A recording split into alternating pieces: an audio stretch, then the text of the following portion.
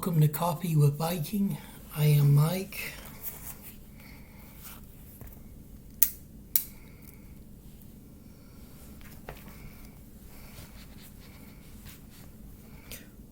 What sons of God married human women?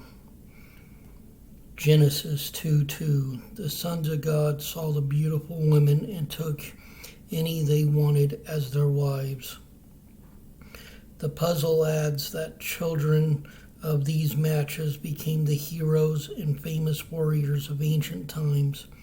This puzzle, Bible experts, they offer three theories about who the sons of God were: angels or some other kind of spirit being.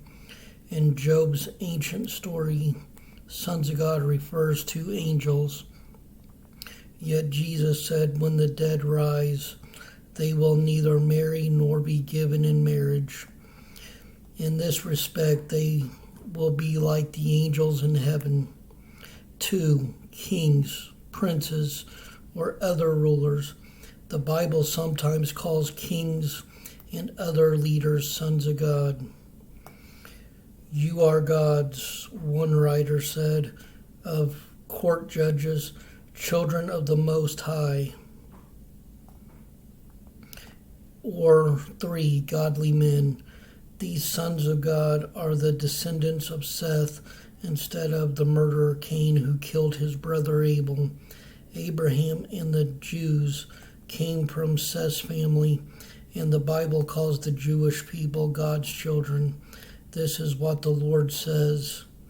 Israel is my firstborn son. Exodus 4:22. An angel of a husband.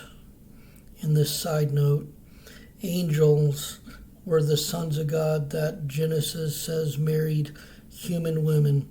That's the oldest theory about who those mysterious figures were.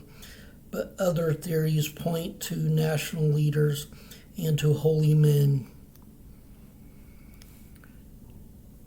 Noah in the flood.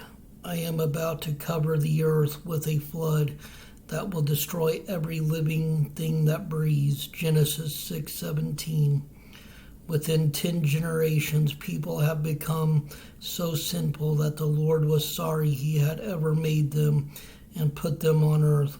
It broke his heart. Genesis 6:6. He decides to start over. He starts with the family of the only good human on earth, Noah. God decides to wash away the sin and the sinners with a massive flood. At God's instruction, Noah and his 3 sons build a floating warehouse that's longer than a football field, half as wide and about 4 stories high. The boat has the storage capacity of about 370 railroad boxcars, minus whatever interior space is used for support beams and walls. Noah loaded the boat with supplies and with pairs of land animals, male and female, for 40 days. Perhaps a round number that simply means a long time. Rain thunders down and geysers spray up from wells deep underground. By then, even spray up from wells deep underground. But then even the mountain peaks are entertaining curious fish.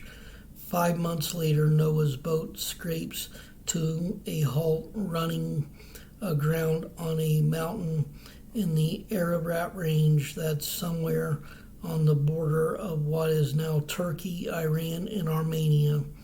But Noah and his passengers have to wait inside a little over a year. That's how long it takes for the land to dry out enough for Noah's family and the animals to leave the boat and begin repopulating the region. God fills the sky with a rainbow. It's the seal on a promise he makes. Never again the floodwaters destroy all life. Genesis 9:15. And on this side note, a worldwide flood. Bible experts debate whether the flood covered the entire world as we know it, or the entire world as the ancients knew it. Perhaps just the region where civilization started. The first known Middle Eastern cities spring up in the fertile river valleys of the Tigris and Euphrates rivers in what is now Iraq and Iran. These rivers provided water for the people, animals, and crops, and they served as riverboat highways. Archaeologists have found evidence of massive floods that wiped out cities along the rivers, but there was another flood farther north in about 45,000 BC, geologists estimate. This flood took place about 200 miles north of Mount Ararat, the highest peak in the Ararat Range, a whopper of a deluge. This flood turned the Black Sea from a freshwater lake to an ocean. It happened when the ocean broke through a narrow strip of land at what became the Bosporus Strait.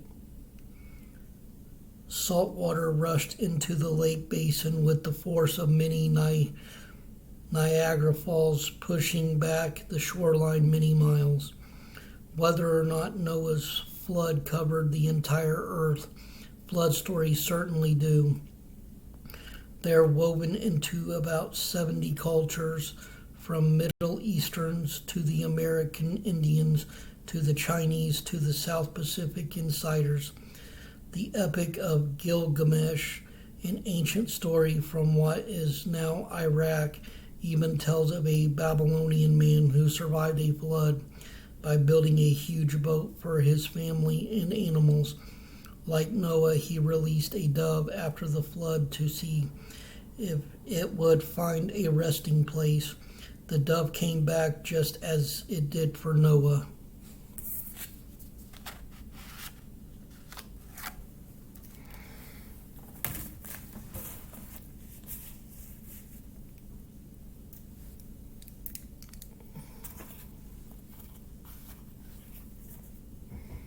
Stay blessed, stay caffeinated. Much love.